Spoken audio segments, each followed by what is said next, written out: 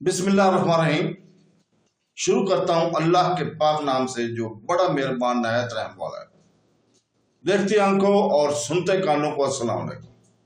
बहनों, भाइयों और बुजुर्गों, आज हम इस इस्लामी मालूमाती और तालीमी वीडियो में हम मारूफ सीरतुल जन्नान से माखूज तफसीर सूरा अनम की आयत नंबर 60 की तफसीर बयान कर रहे हैं।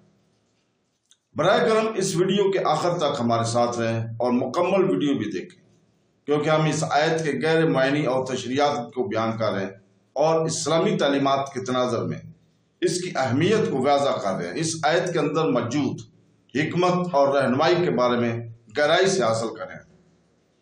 इस आयत की तिलावत हम पहले ही उर्दू और अंग्रेजी तर्जमे के साथ आज सुबह पाकिस्तानी वक्त के मुताबिक सुबह 6 बजे कर चुके हैं। लिहाजा बराए करम इस वीडियो को अपने रिश्तेदारों और जानने वालों तक शेयर करें ताकि वो भी इससे मुस्तफीद हो सके। तो दोस्तों, कुरान पाक इस रब्बुल आलमीन का बेमिसाल कलाम है जो वाहिद महमूद, वाहिद खालिक और पूरी कायनात का हकीकी रब है। अल्लाह ताला ने यह कलाम हुजूर पाक सल्लल्लाहु अलैहि वसल्लम पर नाज़िल फरमाया।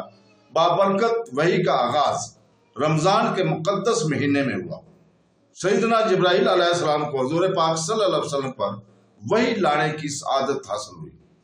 कुछ बाबरकत आयात आप पर बराह रास्त अता की गई।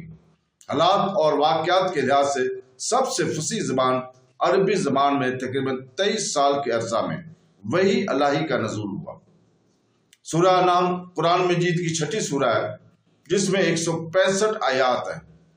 कुरान मजीद में अल-फातिहा, अल-बकरा, अल-इमरान, अल-निसा और अल-सूरा अल-मैदा के बाद तरतीब से आने वाली ये सूरत वाज़ा मौज़ूआत पर महफूज है। सूरा अनम के फ़ैद में मुआफ़ी और खुशकिस्मती शामिल है। सूरा अनम का नाम इसकी 15 आयत से लिया गया है जो 136 से शुरू होकर 150 पर ख़त्म होती हैं। इन आयत में अल्लाह के पैगाम की असल फिक्र किलों के बारे में थी। अनम के लफ्जी मानी अरबी ज़बान में जंग के हैं। इब्ने अब्बास की रिवायत के मुताबिक पूरी सूरत मक्का मुकर्रमा में एक नशिस्त में नाज़िल हुई। अस्मा जो कि यजीद की बेटी और हजरत मुआज बिन जब्बल की चचाजाद बहन थी, फरमाती हैं कि इस सूरा के नज़ूल के वक़्त हुजूर पाक सल्लल्लाहु अलैहि वसल्लम एक ऊँटनी पर सवार थे और मैंने इनकी नाक की रस्सी पकड़ी हुई थी। नज़ूल के वक़्त 70,000 के करीब फरिश्ते इस सूरत के साथ अल्लाह की तस्बीह करते हुए आए थे। यह तो सूरा अनम व सैफ का आगाज है। जो कोई भी इस सूरत को पढ़ता है वो 70,000 फरिश्ते इसके लिए दुआ करना शुरू कर देते हैं ताकि इसकी तमाम परेशानियां दूर हो जाए। तो दोस्तों, अल्लाह ताला ने सूरा अनम की आयत नंबर 60 में फरमाया, जिसका तर्जमा है, और वही है जो रात को तुम्हारी रूहें कब्ज कर लेता है और जो कुछ तुम दिन में कमाते हो इसे जानता है, फिर तुम्हें दिन के वक्त उठाता है ताकि मुकर्ररा मुद्दत पूरी हो जाए, फिर इसी की तरफ तुम्हारा लौटना है, फिर वो बता देगा जो कुछ तुम करते थे।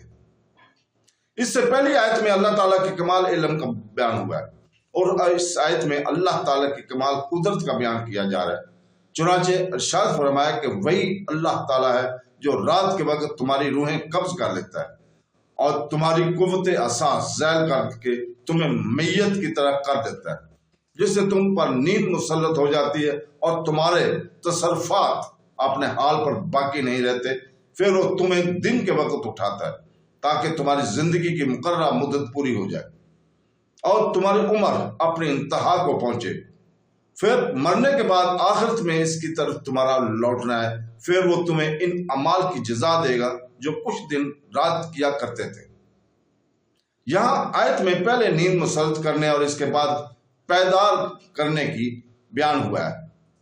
इसमें क़यामत कायम होने और मरने के बाद दोबारा जिंदा किए जाने पर वाज़ह दलील है कि जो रब्बुल ताला इस चीज पर कादिर है कि रोज मरा सोने के इस वक्त तरह के मौत तुम पर वार करता है, जिससे तुम्हारे हवास और इनकी ज़हरी अफ़ाल जैसे देखना, सुनना, बोलना, चलना फिरना और पकड़ना वगैरह सब मुअत्तल हो जाते हैं और इसके बाद फिर बेतारी के वक्त वही रब्ब ताला तमाम अज़ा को इनकी तसर्रुफात अता फरमा देता है और वो देखता, सुनना, बोलना और चलना फिरना वगैरह शुरू कर देते हैं।